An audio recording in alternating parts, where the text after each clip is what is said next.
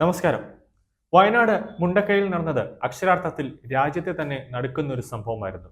അതിരാവിലെ 2 മണിക്ക് പൊടുന്നതിന് പ്രകൃതി കലിതുള്ളുകയും അതോടൊപ്പം തന്നെ ശാന്തമായി ഒഴുകുന്ന പുഴ പെട്ടെന്ന് തന്നെ കലിതുള്ളി ഒഴുകാൻ തുടങ്ങിയത് ചെയ്തു. വയനാടിനെ പിടിച്ചുകുലുക്കിയ ആ ഉരുൾപൊട്ടൽ വയനാട് ജനജീവിതത്തെ തന്നെ തകിടം മറിക്കുന്ന ഒരു കാഴ്ചയാണ് നമ്മൾ പിന്നെ കണ്ടത്. വയനാടിന്റെ പ്രകൃതിക്ക് തന്നെ കോട്ടം തട്ടുന്ന രീതിയിൽ ഒന്നടക്കം വയനാട് ഭൂമി തന്നെ നാമാവിശേഷമാകുന്ന രീതിയിലായിരുന്നു ഉരുൾപൊട്ടൽ താണ്ഡവമാടിയത്. 2018-ലും 2019-ലും കേരളം ഇന്ന് വരെ കണ്ടിട്ടില്ലാത്ത പ്രളയത്തിന് സാക്ഷ്യം വഹിച്ചപ്പോൾ എല്ലാം തകർന്ന് ഒരു വഴിയായ നമ്മുടെ കേരളത്തിന് ഒരു നവകേരളം നിർമ്മിക്കാൻ ഒട്ടേറെ പേർ സഹായമായി വന്നിട്ടുണ്ടായിരുന്നു.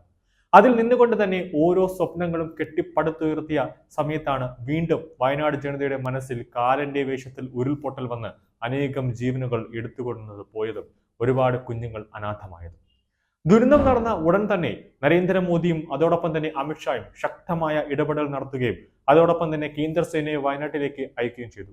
നിമിഷ നേരം കൊണ്ട് തന്നെ ഡൽഹിയിൽ ഔദ്യോഗിക വസതിയിൽ കൺട്രോൾ റൂം തുറക്കുകയും ചെയ്തു. IAS ഉദ്യോഗസ്ഥരെല്ലാം ഏകോപന ചുമതല നൽകുകയും ചെയ്തു. തുടർന്ന് കേരളത്തിന് സമ്മാനമായി നൽകിയ 2 മന്ത്രിമാർ, അതായത് സുരേഷ് ഗോപിയും ജോർജ് കുര്യനെയും വയനാടിന്റെ ഏകോപന ചുമതല അവരുടെ കൈകളിലേക്ക് ഏൽപ്പിച്ചു. എന്നാൽ സുരേഷ് ഗോപിയുടെ ആരോഗ്യനില മോശമായതിനാൽ ജോർജ് കുര്യനെ വയനാട്ടിലേക്ക് സർവ്വസന്നാഹവുമായി നരേന്ദ്രമോദി അയച്ചു. എല്ലാം ഏകോപിപ്പിക്കാൻ ജോർജ് കുര്യനെ മുഖ്യ ആക്കി. സുരേഷ് ഗോപി ആശുപത്രിയിൽ നിന്നുകൊണ്ട് തന്നെ എല്ലാം ഏകോപിപ്പിക്കുകയും ചെയ്തു. വയനാട്ടിൽ ദുരിതാശ്വാസ പ്രവർത്തനങ്ങൾ ഏകോപിപ്പിക്കാൻ കേന്ദ്ര സർക്കാർ ചുമതലപ്പെടുത്തിയത് കേന്ദ്രമന്ത്രി ജോർജ് കുര്യനെയാണ്.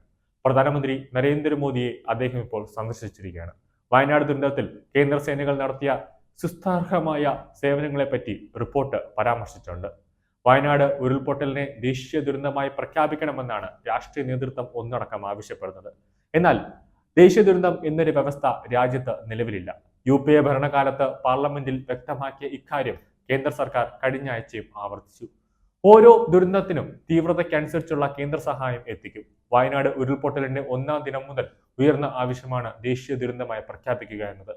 കേന്ദ്ര സർക്കാർ പാർലമെന്റിൽ നൽകിയ മറുപടി അനുസരിച്ച് ഏതെങ്കിലും ദുരന്തത്തെ ദേശീയ ദുരന്തമെന്ന് നിർവചിക്കാൻ വ്യവസ്ഥയില്ല.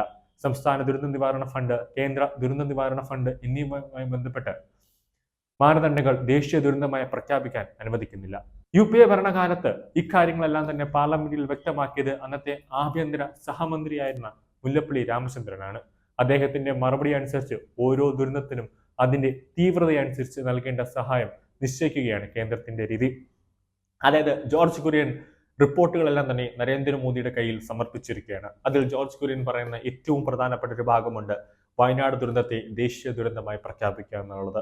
ഇനി കേന്ദ്ര സർക്കാർ ജോർജ് കുര്യൻ നൽകിയ റിപ്പോർട്ടുകൾ പ്രധാനമന്ത്രി നരേന്ദ്രമോദി വിശദമായി തന്നെ വിലയിരുത്തുകയും പാർലമെന്റിൽ ഇതിനെതിരെ ഒരു ബില്ല് കൊണ്ടുവന്ന് ഐക്യകണ്ഠേന ആ ബില്ല് പാസ്സാക്കുകയും അങ്ങനെ വയനാട് ദുരന്തത്തെ ദേശീയ ദുരന്തമായി പ്രഖ്യാപിക്കും. വയനാട് മാത്രമല്ല, ഇനി രാജ്യത്ത് ഏതെങ്കിലും ഒരു ദുരന്തം, ഇതുപോലെ വലിയൊരു ദുരന്തം സംഭവിച്ചാൽ അത് ദേശീയ ദുരന്തമായി പ്രഖ്യാപിക്കാനുള്ള നടപടികളിലേക്ക്, അതിന്റെ നിയമങ്ങളെല്ലാം പൊളിച്ചെഴുതിക്കൊണ്ട് അതിന്റെ നടപടികളിലേക്ക് കടക്കുമെന്ന് തന്നെയാണ് ഇന്ന് സുരേഷ് ഗോപി വയനാട് എത്തിയപ്പോഴും പറഞ്ഞത്.